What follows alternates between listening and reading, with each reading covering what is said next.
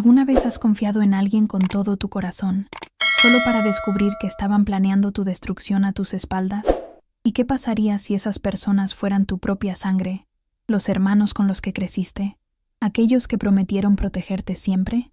Mi nombre es Sara, y estoy a punto de compartir contigo la experiencia más devastadora y, en última instancia, más triunfante de mi vida, una historia que te hará cuestionar todo lo que creías saber sobre la lealtad familiar. Esto no es simplemente otro cuento de disputas por herencias o parientes codiciosos. Esto es sobre una traición tan profunda, tan calculada, que casi me cuesta todo lo que me quedaba en este mundo después de perder a mis dos padres. Pero aquí está lo que nadie esperaba, y mucho menos mis hermanos. Una abogada, una simple pregunta sobre una fecha, y toda su conspiración se derrumbó como un castillo de naipes en medio de un huracán. Todavía recuerdo el momento exacto, cuando me di cuenta de lo que estaban tratando de hacerme. Era un martes por la tarde, 3 meses después de enterrar a mi madre. Estaba sentada en la cocina de la casa en la que había vivido toda mi vida, la casa donde mamá había dado su último suspiro mientras yo sostenía su mano. La casa llena de 40 años de recuerdos, risas, lágrimas y amor. La luz del sol otoñal entraba por las ventanas, iluminando las partículas de polvo que danzaban en el aire, y yo estaba revisando las tarjetas de recetas de mamá, llorando suavemente mientras tocaba su letra, cuando sonó mi teléfono. Era mi hermano mayor Marcus, y el tono de su voz debería haberme advertido inmediatamente. Había algo frío en ella, algo clínico y distante que nunca había escuchado antes. Me dijo que necesitábamos hablar sobre la casa, sobre el patrimonio, sobre avanzar. Esas palabras, avanzar, se sintieron como agua helada bajando por mi columna vertebral. Le pregunté qué quería decir. Mis manos temblaban mientras agarraba una de las tarjetas de recetas de mamá para su famoso pastel de manzana, el que había hecho cada día de acción de gracias durante tanto tiempo como podía recordar. Marcus dijo, y nunca olvidaré estas palabras exactas, que era hora de que aceptara la realidad y me preparara para encontrar otro lugar donde vivir. La confusión que sentí en ese momento fue abrumadora. No podía entender de qué estaba hablando. Nuestros padres habían dejado la casa a los 4 hermanos, con el deseo explícito de que yo, como la más joven y la que había renunciado a mi carrera para cuidarlos en sus últimos años, pudiera vivir allí tanto tiempo como lo necesitara. Estaba en el testamento. Estaba por escrito. Era su último deseo. Pero Marcus, junto con mi hermana Jennifer y mi otro hermano David, aparentemente habían decidido que los deseos de nuestros padres ya no importaban. Querían vender la casa inmediatamente, dividir el dinero en 3 partes. Y si yo no podía permitirme comprarles su parte, bueno, ese era mi problema a resolver. La crueldad casual en la voz de Marcus cuando dijo esto todavía me persigue. Este era el mismo hermano que solía protegerme de los matones en la escuela, que me enseñó a andar en bicicleta, que prometió en el funeral de papá que siempre nos cuidaríamos mutuamente. Sentí que todo mi mundo se inclinaba sobre su eje, mientras la realización me golpeaba como un impacto físico. Querían dejarme sin hogar. Mis propios hermanos estaban dispuestos a echarme a la calle para poner sus manos en su parte de la herencia más rápido.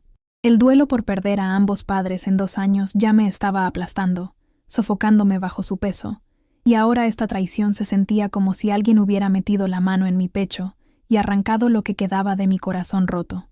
No podía respirar. Literalmente no podía recuperar el aliento mientras el pánico se apoderaba de mis pulmones y las lágrimas corrían por mi cara. ¿Cómo habíamos llegado a esto? ¿Cómo los 4 de nosotros, que habíamos jugado juntos de niños, que habíamos sobrevivido viajes familiares y cenas navideñas y drama adolescente juntos, habíamos llegado a este momento donde 3 de ellos podían mirarme y no ver más que un obstáculo para su ganancia financiera?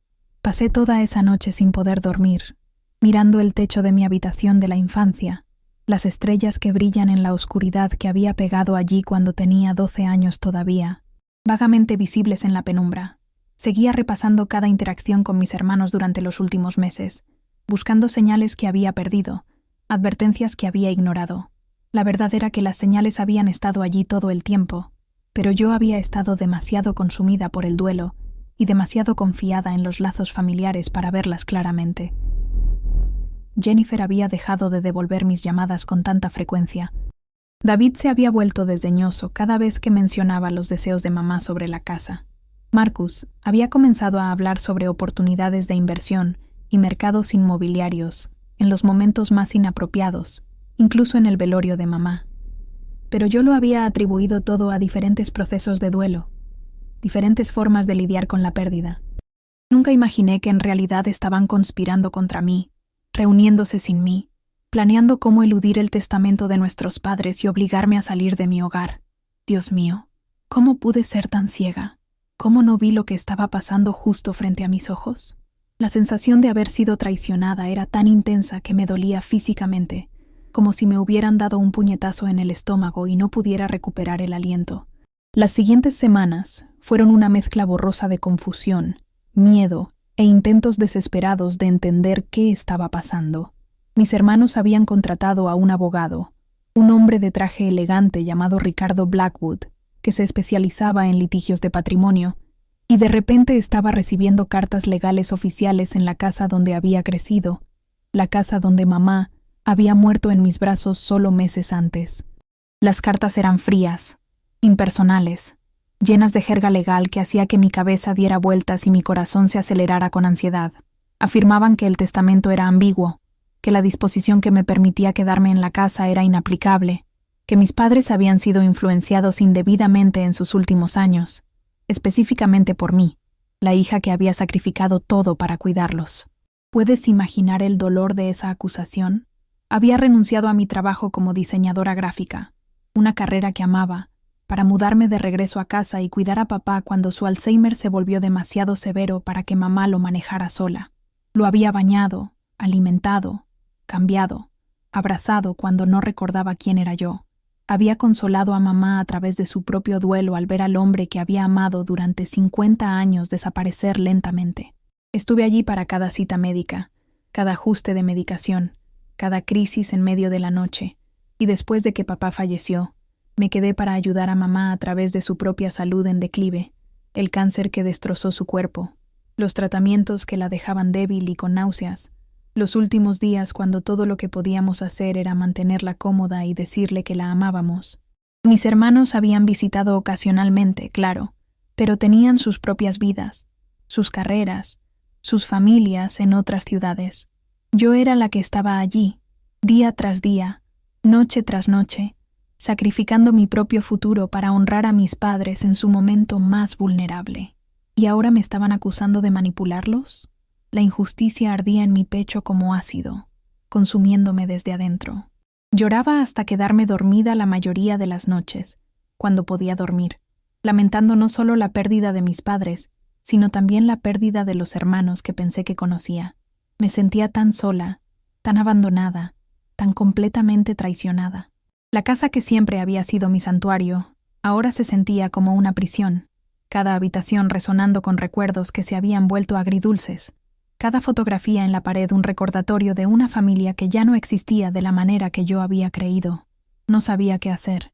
No tenía mucho dinero ahorrado, habiendo pasado años como cuidadora sin paga. No podía permitirme contratar a un abogado que pudiera igualar al costoso abogado que mis hermanos habían contratado. Me sentía atrapada, impotente, viendo cómo todo lo que mis padres habían querido para mí estaba siendo sistemáticamente desmantelado por las mismas personas que deberían haber estado protegiendo su legado. ¿Alguna vez has sentido ese tipo de impotencia? Esa sensación de que el mundo te está aplastando y no hay nada que puedas hacer para detenerlo. Es una oscuridad que se filtra en tus huesos, que te hace cuestionar si luchar siquiera vale la pena. Estuve peligrosamente cerca de simplemente rendirme, de firmar los papeles que pusieran frente a mí y alejarme de todo. Pero algo dentro de mí, una chispa obstinada que se negaba a extinguirse, seguía susurrando que esto no estaba bien, que mamá y papá no querrían que me rindiera sin luchar, que sus últimos deseos merecían ser honrados, incluso si sus otros hijos habían olvidado lo que significaba el honor. Te juro que hubo momentos en los que quise simplemente desaparecer. Imagínate, dejar que se quedaran con todo y empezar de cero en algún lugar donde nadie me conociera y donde no tuviera que enfrentar el dolor constante de la traición. Pero cada vez que consideraba esa opción, pensaba en mamá sosteniéndome la mano en su lecho de muerte, diciéndome que esta casa era mía, que siempre tendría un lugar donde pertenecer, y sabía que no podía decepcionar su memoria de esa manera. Fue entonces cuando conocí a Elizabeth Chen, y mirando hacia atrás ahora, puedo decir honestamente que conocerla fue el momento en que todo cambió, aunque no tenía idea en ese momento de cuán dramáticamente alteraría el curso de mi vida. Me la había recomendado una amiga de mi antiguo trabajo, alguien que había oído hablar de mi situación, y mencionó que Elizabeth se especializaba en derecho de patrimonio, y a veces tomaba casos pro bono cuando creía en la causa. Casi no la llamo porque la idea de explicar mi humillante situación a otra persona más, de exponer la disfunción de mi familia a una extraña, era casi insoportable. Pero la desesperación tiene una forma de superar el orgullo, y finalmente tomé el teléfono en una mañana gris cuando había recibido otra carta amenazante del abogado de mis hermanos. La oficina de Elizabeth estaba en un edificio modesto en el centro de la ciudad, nada como el rascacielos reluciente donde trabajaba Ricardo Blackwood, y cuando entré para nuestra primera reunión, me impresionó lo cálido y acogedor que se sentía el espacio.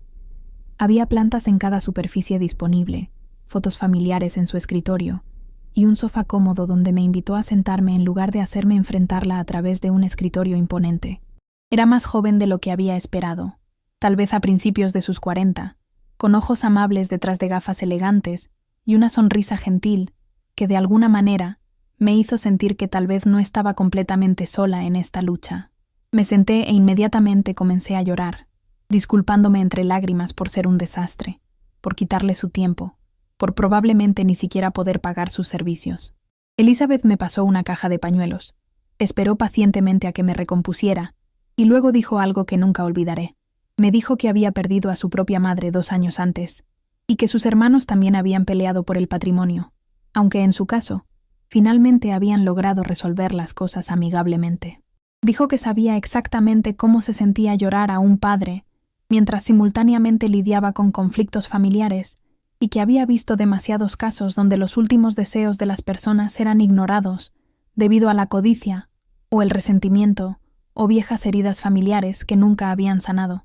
Dijo que revisaría mi caso de forma gratuita, y si pensaba que tenía un reclamo legítimo, lo tomaría con honorarios contingentes, lo que significaba que no le pagaría, a menos que ganáramos. El alivio que sentí en ese momento fue tan intenso que comencé a llorar de nuevo, pero esta vez eran lágrimas de esperanza en lugar de desesperación. Pasé las siguientes 2 horas contándole a Elizabeth todo, mostrándole copias del testamento, explicando las disposiciones que mis padres habían hecho, describiendo los años que pasé como su cuidadora, y detallando cada interacción que había tenido con mis hermanos desde que comenzó esta pesadilla. Ella escuchó atentamente, tomando notas, ocasionalmente haciendo preguntas aclaratorias, su expresión cada vez más seria mientras yo hablaba. Cuando terminé, se recostó y me miró con una intensidad que era casi inquietante. Me preguntó si estaba absolutamente segura de que quería luchar por esto, advirtiéndome que el litigio de patrimonio podía ponerse feo, que mis hermanos probablemente dirían cosas terribles sobre mí, que sería emocionalmente agotador y potencialmente costoso si perdíamos. No dudé. Le dije que mis padres merecían algo mejor que tener sus deseos ignorados, que yo merecía algo mejor que ser echada de mi hogar por personas que se suponía que me amaban, y que estaba lista para luchar sin importar cuán difícil se pusiera. En serio, te lo digo de verdad. En ese momento sentí una fuerza que no sabía que poseía, una determinación feroz que surgió desde lo más profundo de mi ser. Elizabeth aceptó tomar mi caso, y durante las siguientes semanas se sumergió en los detalles con una minuciosidad que me sorprendió.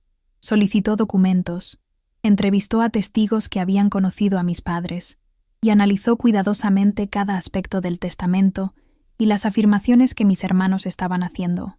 Estaba particularmente interesada en la línea de tiempo de los eventos, preguntándome repetidamente sobre fechas específicas y tratando de establecer exactamente cuándo habían sucedido ciertas cosas.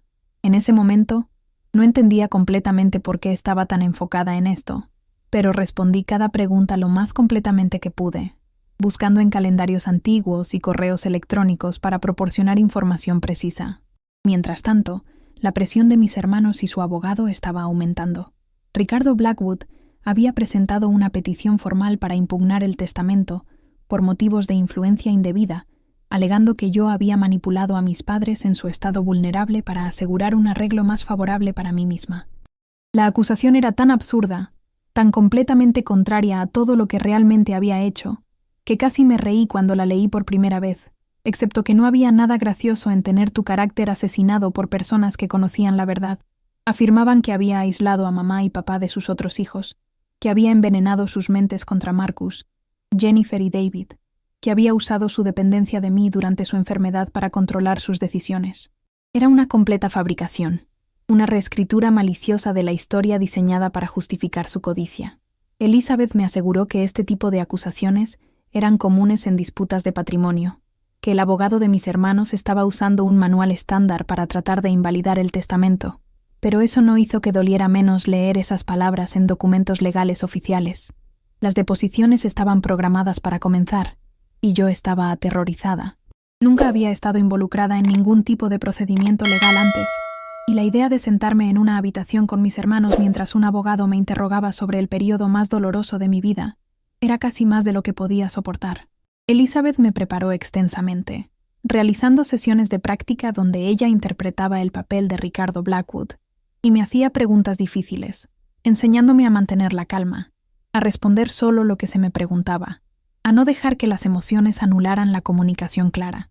Me dijo que mi honestidad y la verdad de lo que realmente había sucedido serían mis mayores activos y que necesitaba confiar en que la justicia prevalecería si presentábamos los hechos claramente. Quería creerle, pero la duda seguía infiltrándose durante las noches de insomnio antes de mi deposición. ¿Qué pasaría si el abogado era demasiado astuto para mí? ¿Qué pasaría si decía algo incorrecto que dañara mi caso? ¿Qué pasaría si el juez creía las mentiras de mis hermanos sobre mi verdad? ¡Ay, Dios! El miedo que sentía era paralizante, como si estuviera a punto de caminar hacia mi propia ejecución. El día de las deposiciones llegó, y entré en esa sala de conferencias sintiendo que me dirigía a mi propia ejecución. Mis hermanos ya estaban allí, sentados en un lado de la larga mesa con Ricardo Blackwood, y la vista de ellos hizo que mi estómago se retorciera en nudos. Marcus no quería encontrarse con mis ojos. Jennifer me miraba con una expresión de hostilidad fría que nunca había visto en su rostro antes. David se veía incómodo, moviéndose en su asiento, y me pregunté por un momento si estaba teniendo dudas sobre lo que estaban haciendo, pero aún no hablaba ni me defendía. Elizabeth se sentó a mi lado, su presencia un ancla tranquila en la tormenta de mi ansiedad, y apretó mi mano brevemente debajo de la mesa en apoyo silencioso. Ricardo Blackwood comenzó su interrogatorio, y fue tan brutal como había temido. Preguntó sobre cada conversación que había tenido con mis padres con respecto a su patrimonio, cada vez que había estado presente cuando discutían su testamento, cada decisión que habían tomado sobre su cuidado en sus últimos años. Trató de torcer mis palabras, de hacer que mis actos de amor y cuidado parecieran calculadores y manipuladores. Sugirió que había mantenido a mis hermanos alejados deliberadamente, que había influido en las decisiones médicas para mantener a nuestros padres dependientes de mí por más tiempo, que había usado su miedo a ser colocados en un hogar de ancianos como palanca para asegurar mi posición. Cada pregunta se sentía como una bofetada, cada insinuación como un cuchillo entre mis costillas, pero me obligué a mantener la compostura, a responder con sinceridad y completamente, a no dejarle ver cuánto me estaban lastimando sus palabras.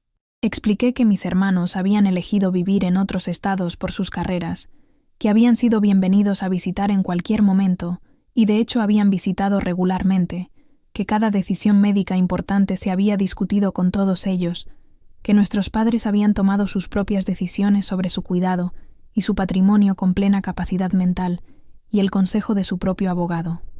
Podía ver a Ricardo Blackwood frustrándose a medida que me negaba a ser perturbada, a medida que mis respuestas permanecían consistentes y tranquilas, a pesar de su interrogatorio cada vez más agresivo.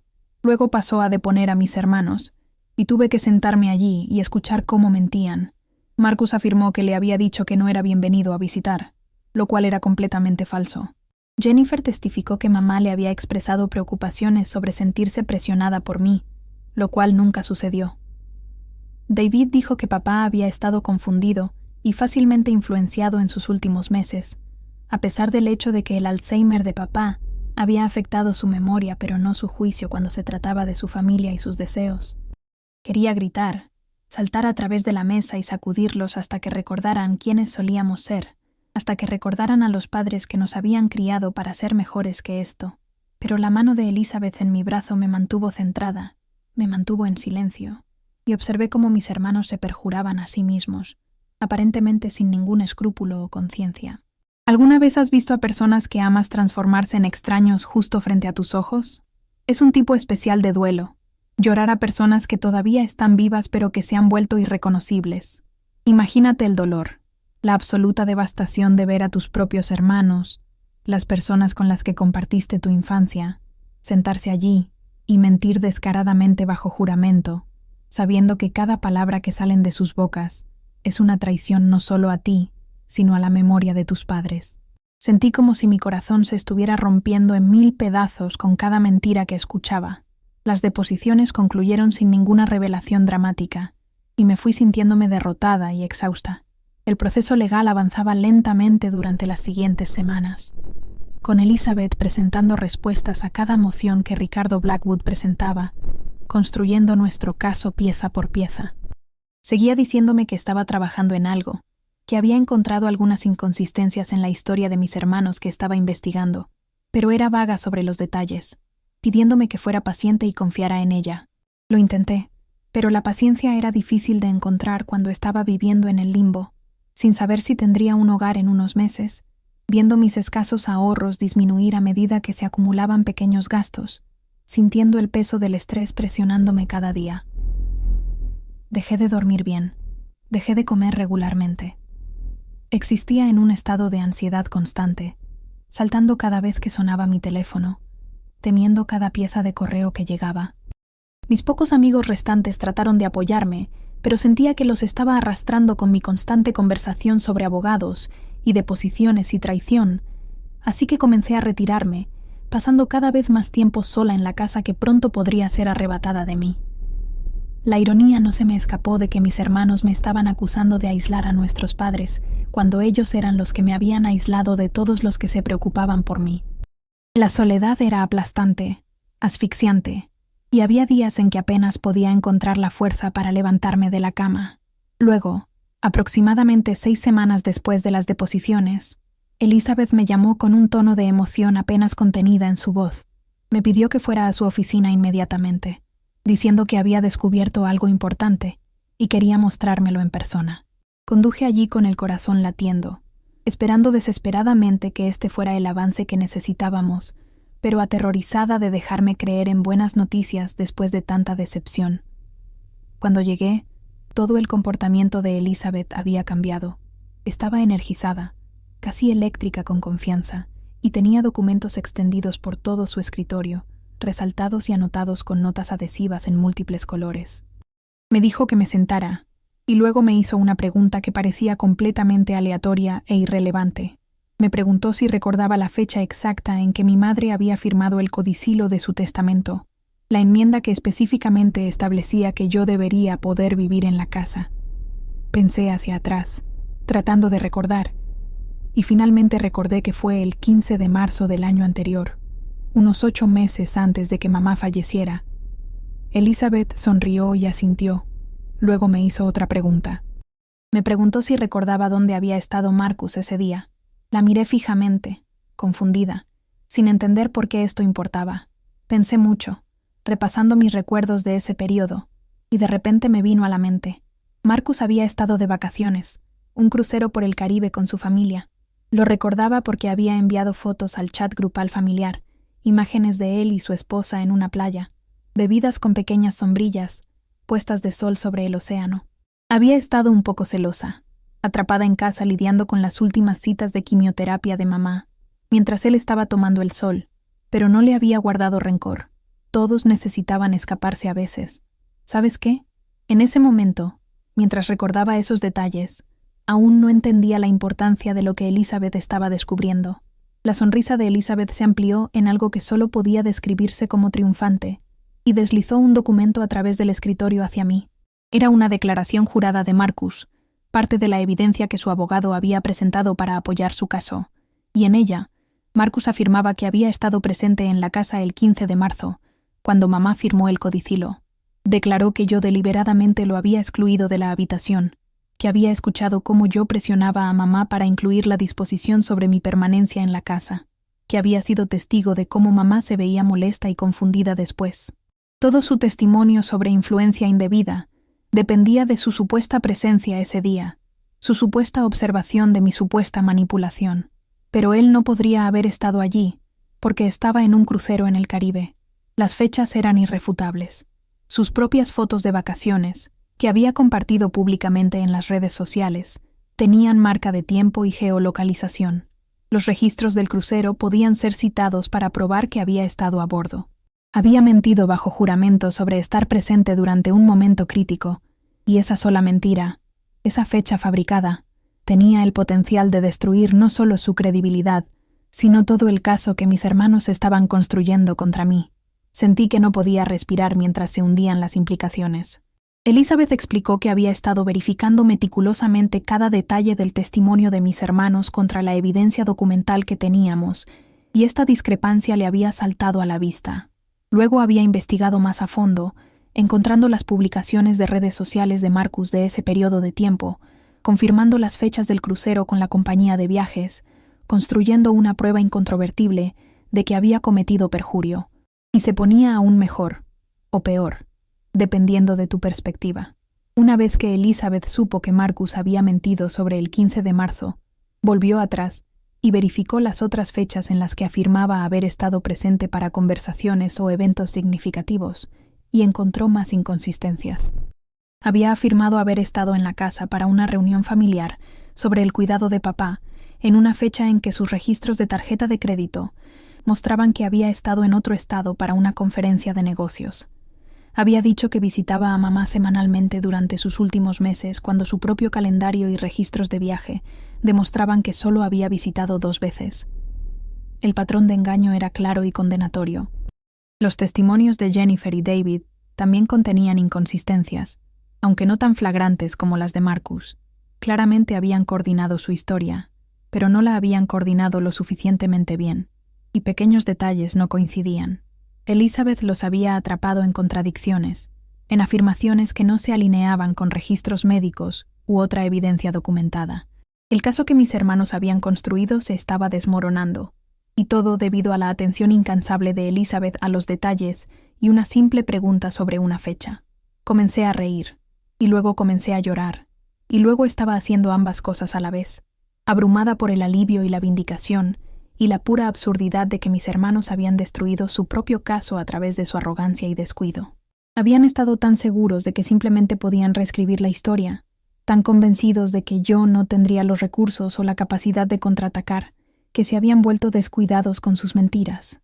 Te juro, en ese momento sentí como si un peso enorme se hubiera levantado de mis hombros, como si finalmente pudiera respirar de nuevo después de meses de estar ahogándome en la desesperación. Elizabeth explicó nuestros próximos pasos.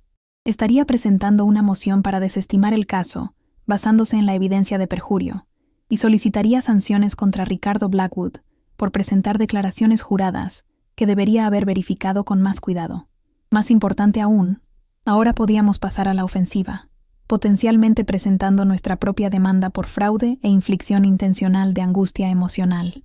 Las tornas habían cambiado completamente, y mis hermanos, que habían comenzado esta pelea con tanta confianza, estaban a punto de descubrir que su intento de destruirme había destruido su propia credibilidad y posiblemente su posición legal. Debería haberme sentido victoriosa, pero principalmente solo me sentía triste. Triste de que hubiera llegado a esto, triste de que mis hermanos hubieran estado dispuestos a mentir bajo juramento para robarme, triste de que la memoria de nuestros padres estaba siendo empañada por esta fea batalla. Pero debajo de la tristeza había un núcleo de acero que había sido forjado a través de esta prueba, una determinación de que vería esto hasta el final y me aseguraría de que se hiciera justicia, no solo para mí, sino para mis padres cuyos deseos estaban siendo deshonrados. La audiencia donde Elizabeth presentó la evidencia del perjurio de Marcus estaba programada para el mes siguiente, y la noticia debe haber llegado a mis hermanos sobre lo que habíamos descubierto, porque de repente Ricardo Blackwood estaba llamando a Elizabeth con ofertas de acuerdo. Comenzaron alto, ofreciendo dividir los ingresos de la casa en 4 partes iguales si yo retiraba cualquier reclamo contra ellos. Elizabeth, siguiendo mis instrucciones, declinó. Volvieron con una mejor oferta, sugiriendo que podía quedarme en la casa durante 2 años antes de venderla. Elizabeth declinó nuevamente, Con cada oferta rechazada, podía imaginar el pánico creciendo en el otro lado, la realización de que habían calculado mal gravemente y ahora estaban en serio peligro legal. Ricardo Blackwood intentó una vez más, ofreciendo retirar el caso por completo y honrar el testamento original si yo firmaba una exención liberándolos de cualquier responsabilidad por sus acciones. Esta vez me sentí tentada. Parte de mí solo quería que terminara. Quería no tener que ver a mis hermanos, ni pensar en esta pesadilla nunca más. Pero Elizabeth me aconsejó en contra, señalando que dejarlos irse sin consecuencias enviaría el mensaje de que mentir bajo juramento era aceptable siempre y cuando te atraparan y te disculparas. Dijo que teníamos un caso sólido para daños, que mis hermanos deberían ser responsabilizados por la angustia emocional que me habían causado, por los honorarios legales en los que había incurrido aunque ella estaba trabajando con honorarios contingentes, por los meses de angustia e incertidumbre por los que me habían hecho pasar. Tenía razón, por supuesto, pero más que el dinero, lo que yo quería era reconocimiento, alguna señal de que mis hermanos entendían la magnitud de lo que me habían hecho y sentían remordimiento por ello. Cuéntamelo en los comentarios. ¿Alguna vez has estado en una situación donde tuviste que decidir entre aceptar una disculpa fácil o exigir verdadera responsabilidad? Es una de las decisiones más difíciles que puedes enfrentar. El día de la audiencia llegó, y me vestí cuidadosamente, queriendo verme compuesta y digna, queriendo que el juez me viera como la adulta responsable que había cuidado a sus padres, en lugar de la víctima desesperada que mis hermanos habían tratado de retratar. Elizabeth estaba tranquila y preparada, su maletín lleno de evidencia documentada, sus argumentos ensayados y refinados. Ricardo Blackwood se veía tenso, su confianza habitual notablemente ausente, y cuando mis hermanos entraron con él, vi el miedo en sus ojos. Marcus todavía no me miraba directamente. La hostilidad de Jennifer había sido reemplazada por algo que parecía preocupación. David en realidad se veía enfermo, su rostro pálido y demacrado. Elizabeth presentó su caso metódica y devastadoramente. Condujo al juez a través de la declaración jurada de Marcus sobre estar presente el 15 de marzo. Luego presentó los registros del crucero, las publicaciones en redes sociales con sus marcas de tiempo y geoetiquetas, las transacciones con tarjeta de crédito del barco, creando una línea de tiempo inexpugnable que demostraba que había mentido. Luego destacó las otras inconsistencias en su testimonio, demostrando un patrón de engaño. Presentó evidencia similar que ponía en duda las afirmaciones de Jennifer y David, mostrando cómo sus testimonios contradecían hechos documentados y entre sí. La expresión del juez se volvió cada vez más severa mientras Elizabeth hablaba, y cuando Ricardo Blackwood se levantó para responder, casi no tenía nada que decir en defensa de sus clientes. Intentó argumentar que las inconsistencias eran errores inocentes, errores de memoria en lugar de engaño intencional, pero la evidencia era demasiado clara, las contradicciones demasiado específicas. El juez lo interrumpió a mitad de frase y le preguntó directamente a Marcus si había estado en un crucero el 15 de marzo del año anterior. Marcus vaciló, miró a su abogado. Luego admitió que sí, lo había estado. El juez luego le preguntó por qué había jurado bajo juramento que había estado en la casa ese día. Marcus balbuceó algo sobre estar confundido sobre las fechas, sobre que era un día diferente que estaba recordando, pero era obvio para todos en la sala que estaba mintiendo, que había proporcionado a sabiendas y deliberadamente un testimonio falso. El juez no estaba divertida. Declaró, en términos que no dejaban lugar a ambigüedades, que el perjurio era un delito grave que socavaba todo el sistema legal y que estaba considerando remitir el asunto al fiscal del distrito para un posible enjuiciamiento penal.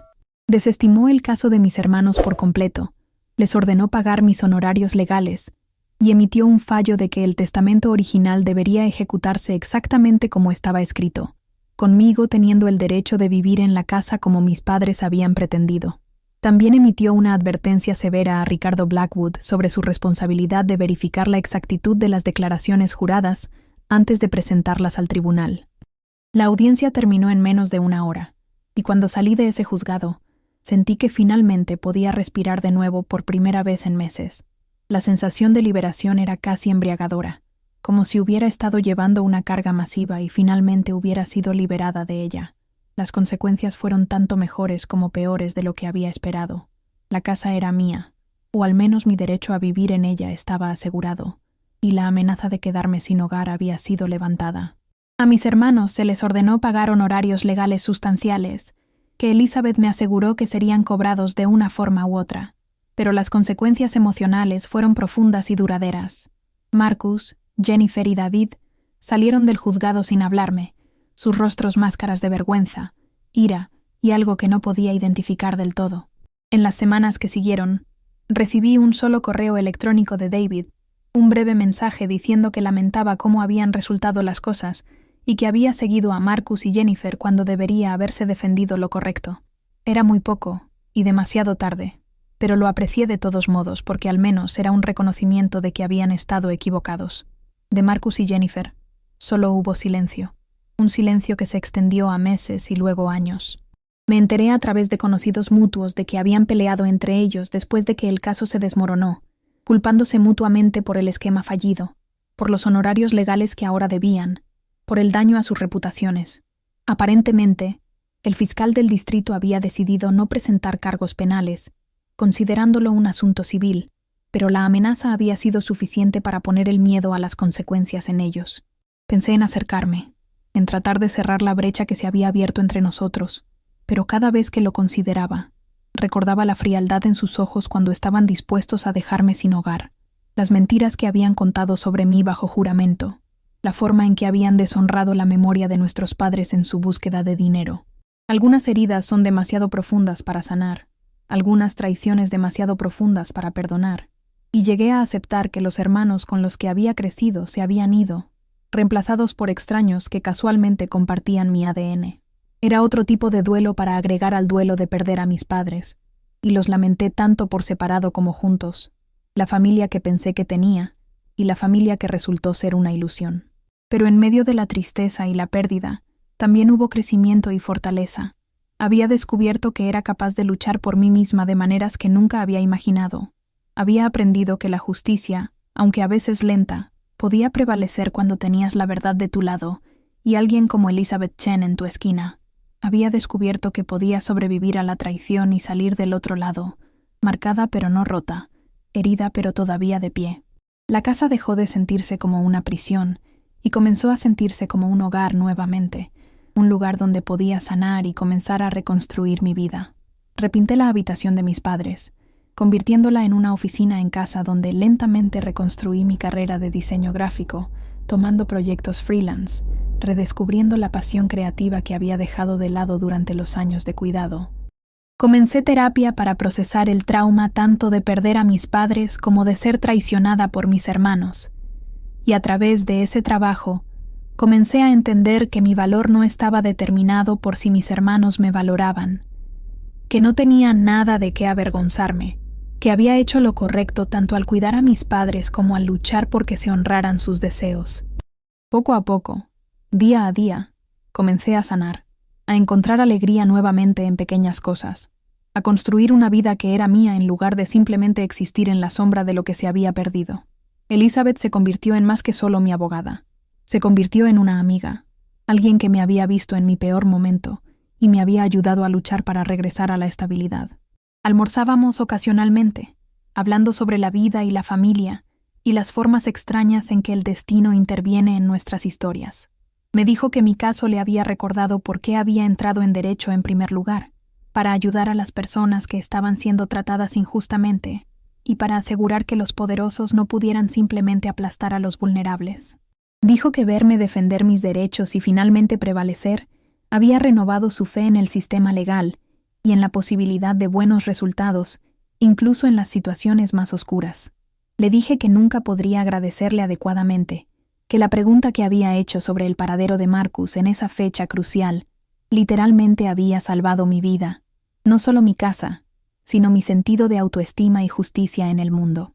Ella sonrió y dijo que eso era lo que se suponía que debían hacer los abogados, hacer las preguntas correctas en el momento correcto, y que simplemente había estado haciendo su trabajo, pero ambas sabíamos que era más que eso, que había ido más allá, que se había preocupado por el resultado no solo profesionalmente, sino personalmente.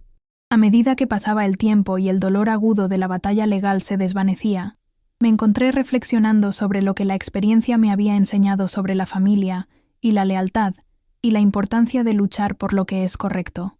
Pensé en lo fácil que habría sido simplemente rendirme, firmar mis derechos y alejarme del conflicto, y cuán diferente sería mi vida ahora si hubiera tomado esa decisión. Estaría viviendo en otro lugar, probablemente en un pequeño apartamento que apenas podría pagar, desconectada del hogar donde vivían mis recuerdos más preciados, siempre preguntándome si había sido una cobarde por no enfrentarme a mis hermanos. En cambio, estaba aquí, en la casa donde había crecido, donde mis padres me habían amado y criado, y pasado sus últimos días, y había honrado sus deseos a pesar de la tremenda presión para hacer lo contrario. Ese conocimiento me dio un sentido de paz que ninguna cantidad de dinero podría haber comprado, una certeza de que había sido fiel a mí misma y a las personas que más habían importado en mi vida. También aprendí que a veces las personas que crees conocer mejor pueden sorprenderte de las peores maneras posibles, pero que también hay personas, como Elizabeth, que pueden sorprenderte de las mejores maneras posibles, extraños que se convierten en aliados, profesionales que se convierten en amigos, ayudantes que aparecen exactamente cuando más los necesitas. La pregunta sobre una fecha, algo tan simple, había desenredado toda una conspiración y expuesto la verdad. Me hizo pensar en cómo los detalles más pequeños pueden tener consecuencias enormes, como la atención cuidadosa y la minuciosidad pueden ser más poderosas que cualquier cantidad de maniobras legales agresivas. Mis hermanos me habían subestimado y habían subestimado a Elizabeth, asumiendo que no tendríamos los recursos o la capacidad de desafiar su narrativa efectivamente. Su arrogancia había sido su caída, y había una cierta justicia poética en eso. De verdad, te lo digo, la ironía de toda la situación no se me escapaba.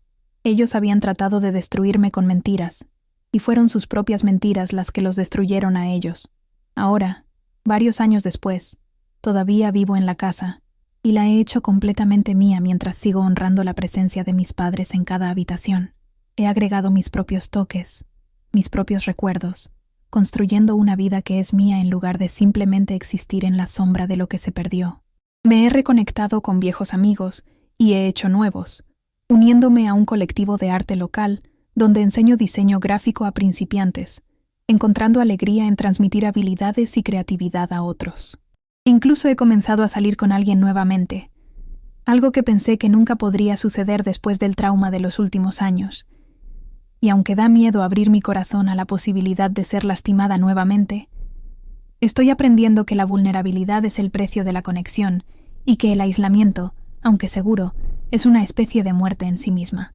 Pienso en mis hermanos a veces, preguntándome dónde están y qué están haciendo, si alguna vez piensan en mí o sienten algún arrepentimiento por lo que hicieron. He oído por ahí que Marcus se divorció, que el estrés de la batalla legal y la carga financiera de los honorarios legales contribuyeron a problemas en su matrimonio. No encuentro ningún placer en esa noticia, pero tampoco me siento particularmente comprensiva. Las acciones tienen consecuencias, y él había elegido sus acciones sabiendo que me lastimarían. Jennifer aparentemente se mudó a otro estado por un trabajo, comenzando de nuevo en algún lugar sin el bagaje de lo que había sucedido aquí. David me envía una tarjeta cada Navidad, firmada por él, su esposa y sus hijos, y aunque no hablamos ni nos vemos, aprecio el gesto, el pequeño reconocimiento de que todavía estamos conectados, aunque sea tenuemente.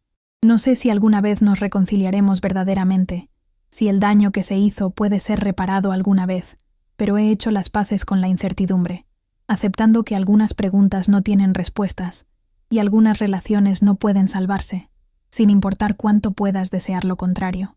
Lo que sí sé es que estoy agradecida por la experiencia, por dolorosa que haya sido, porque me enseñó cosas sobre mí misma que necesitaba aprender. Aprendí que soy más fuerte de lo que pensaba, que puedo defender mis derechos incluso cuando estoy aterrorizada, que no seré intimidada ni manipulada para renunciar a lo que es legítimamente mío. Aprendí que la ley, a pesar de sus defectos y frustraciones, puede funcionar para proteger a las personas que dicen la verdad y luchan por la justicia. Aprendí que hay buenas personas en el mundo como Elizabeth, que usan sus habilidades y experiencia para ayudar a otros, no solo por dinero, sino porque realmente se preocupan por lo correcto y lo incorrecto. Y aprendí que la familia no siempre se trata de sangre, que las personas que realmente se preocupan por ti son las que aparecen cuando las cosas son difíciles, que creen en ti cuando otros dudan, que hacen las preguntas correctas en el momento correcto y te ayudan a encontrar tu camino a través de la oscuridad. La vida tiene una forma curiosa de poner a prueba nuestro carácter, de revelarnos quiénes somos realmente cuando todo lo demás se despoja. Esta experiencia me mostró que soy alguien que valora la verdad más que la comodidad, que está dispuesta a luchar por la justicia incluso cuando el camino es doloroso, que honra la memoria de las personas que ama, manteniéndose fiel a sus deseos, incluso cuando es difícil. Mis padres me criaron para ser una persona de integridad, y aunque no pudieron ver cómo esta batalla terminó, sé en mi corazón que estarían orgullosos de cómo me defendí, de cómo me negué a dejar que sus últimos deseos fueran pisoteados por la codicia y el egoísmo. Entonces, aquí estoy hoy, viviendo en mi casa de la infancia, honrando la memoria de mis padres siendo la persona que me criaron para ser, alguien que valora la integridad y la honestidad, y defender lo que es correcto incluso cuando es difícil. La casa es mía ahora, no porque tramara o manipulara o mintiera, sino porque mis padres querían que la tuviera, y porque estaba dispuesta a luchar cuando sus deseos fueron desafiados. Cada mañana cuando me despierto aquí, pienso en ellos, en las lecciones que me enseñaron, en el amor que me mostraron incluso en sus últimos años difíciles. Y pienso en esa pregunta que Elizabeth hizo sobre una fecha, sobre cómo algo tan pequeño y aparentemente insignificante se convirtió en la llave que abrió la verdad y salvó todo. La vida es extraña de esa manera, llena de momentos que parecen poco notables en ese momento, pero resultan ser fundamentales, puntos de inflexión que redirigen todo el curso de tu historia. Cada pequeño detalle importa, cada fecha, cada documento, cada palabra dicha bajo juramento. Nunca subestimes el poder de la verdad y la importancia de la atención a los detalles. ¿Te ha pasado algo similar? Un momento en que todo pendía de un hilo y un solo detalle marcó toda la diferencia. Me encantaría escuchar tus historias en los comentarios a continuación, porque he aprendido que todos estamos luchando batallas de las que otros no saben nada, y compartir nuestras experiencias puede ayudarnos a sentirnos menos solos en esas luchas. Si esta historia ha tocado tu corazón, si has sentido esa mezcla de traición y determinación y triunfo final, por favor deja un like para hacerme saber que esto resonó contigo. Significa mucho cuando interactúas con estas historias, porque me recuerda que la vulnerabilidad y la honestidad nos conectan a todos, que compartir nuestras verdades puede ayudar a otros que están pasando por situaciones similares. Y si quieres escuchar más historias como esta, experiencias reales de personas reales sobre los desafíos que enfrentamos y las victorias que logramos, por favor suscríbete a Yo Lo Viví y presiona esa campanita de notificaciones para que nunca te pierdas una nueva historia.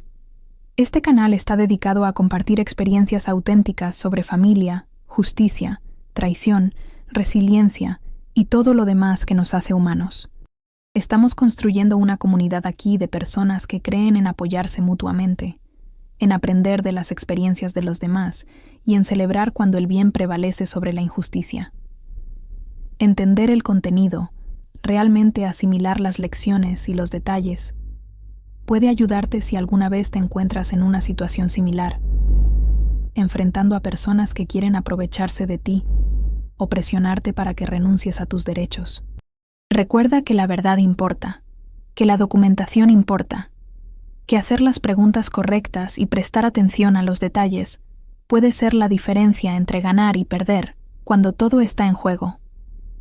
Mi consejo para ti, si alguna vez enfrentas una situación de injusticia o traición familiar, es que documentes todo, que guardes cada correo electrónico, cada mensaje de texto, cada registro, porque nunca sabes qué pequeño detalle podría ser la clave que desenrede toda una red de mentiras.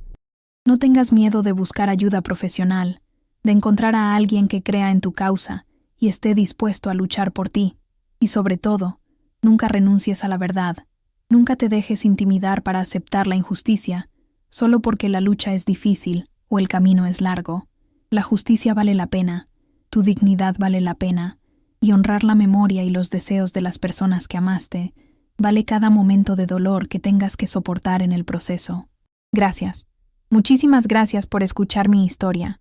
por tomarte el tiempo de escuchar sobre uno de los periodos más difíciles de mi vida y cómo logré salir de él, no solo intacta, sino más fuerte. Tu apoyo significa todo para mí, y espero que de alguna manera pequeña, mi experiencia pueda ayudarte en la tuya. Nunca olvides que eres más fuerte de lo que crees, que la justicia vale la pena luchar por ella, y que a veces, cuando todo parece más oscuro, la persona correcta hará la pregunta correcta en exactamente el momento correcto, y todo cambiará. Mantente fuerte, mantente fiel a ti mismo, y recuerda que tu historia importa tanto como la mía. Cada uno de nosotros tiene batallas que librar. Cada uno de nosotros enfrenta momentos que nos definen, y lo que importa no es si caemos, sino si nos levantamos de nuevo, si seguimos luchando por lo que es correcto, si nos negamos a dejar que la injusticia y la traición nos definan. Eres más valiente de lo que imaginas, más resiliente de lo que sabes, y siempre, siempre mereces luchar por lo que es tuyo. Cuídate mucho, y hasta la próxima historia aquí en Yo lo viví.